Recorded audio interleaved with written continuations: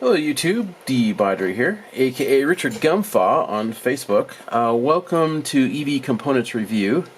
This is the Tronic Curve throttle. And all I can say is, wow, this is super cool. I saw these things, I guess, a year ago and thought, wow, that thing is really awesome. How do I get one? And now I have one. The feel of this thing is very, very, very smooth. Gall, the owner of Tronic, and he's also the owner of Ryan, he has invented this himself. This is his own little personal pet project. And he does all of the machining for them himself. At least he has been so far. I don't know if that will remain that way.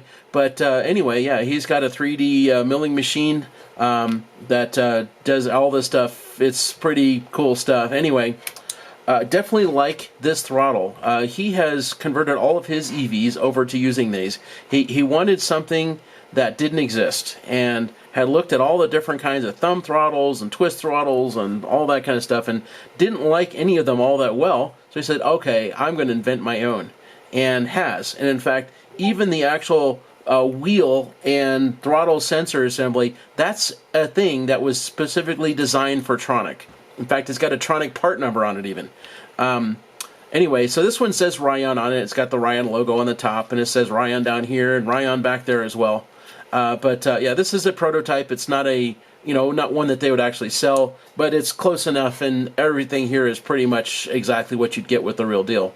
A lot of attention to detail here, so, like this hole is chamfered out. It's got a nice little edge on the thing, so there's like no burrs, all that kind of stuff. It's this one's not anodized or anything, but yeah, I assume that's all going to happen. Yeah, it's all really angular looking and stuff. It's got a very cool look to it for sure. Well, let's start taking this thing apart, and the first thing I'm going to do is take these two M5 screws out of the back.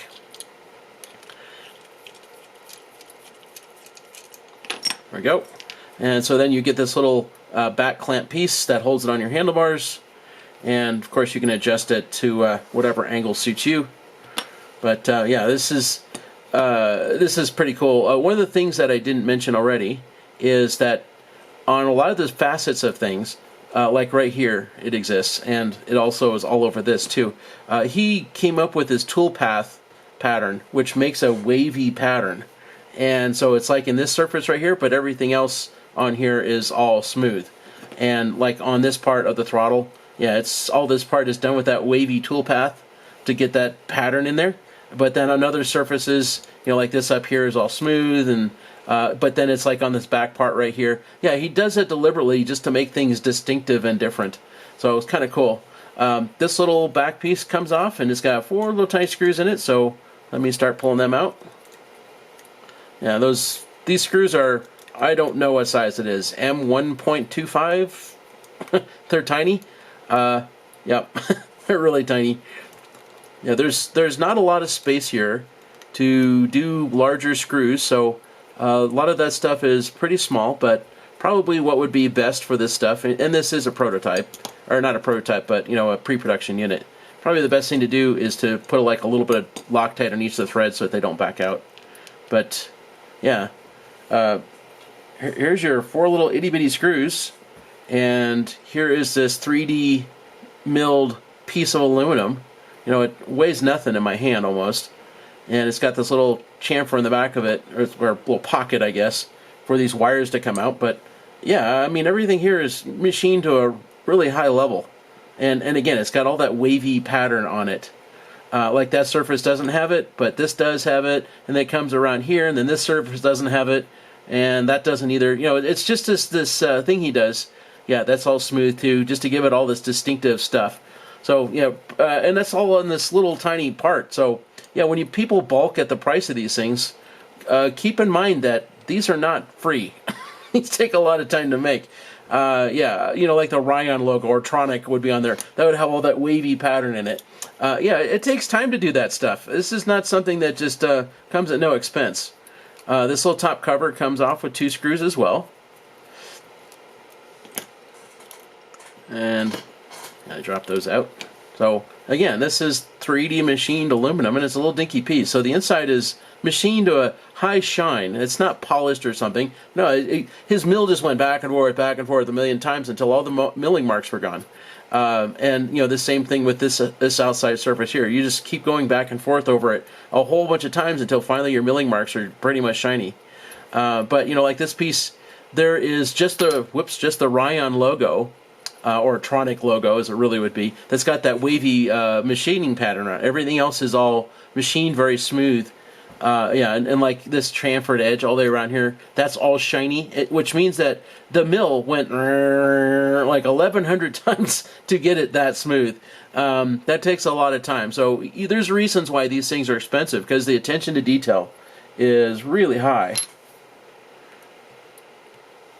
All right, so this piece right here, same thing. You know, the inside is nice and shiny and smooth, and yet, you know, the outside has got all that wavy patterns and stuff like that on it.